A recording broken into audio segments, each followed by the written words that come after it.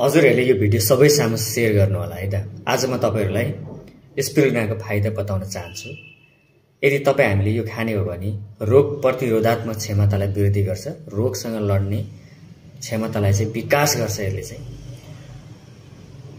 अर्को फाइदा भनेको क्यान्सरको कोषहरु बढ्न दिदैन, हार्टमा चाहिने क्याल्सियमको वृद्धि विकास गर्छ यसले, कोलेस्ट्रोलको मात्रा बढ्न दिदैन र अर्को फाइदा भनेको गर्भवती महिला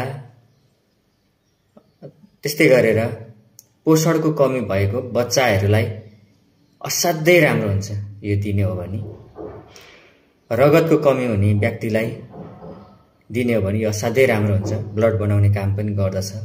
यसमा चाहिँ क्लोरोफिल भन्ने जुन तत्व हुन्छ त्यो तत्व भएको कारणले हाम्रो पाचन प्रक्रियामा हुने जुनसुकै समस्यालाई पनि यसले चाहिँ एकदमसँगले राम्रो काम गर्ने प्रोडक्ट हो। यो चाहिँ यो असाध्यै भ्यालुबल प्रोडक्ट रहेको छ।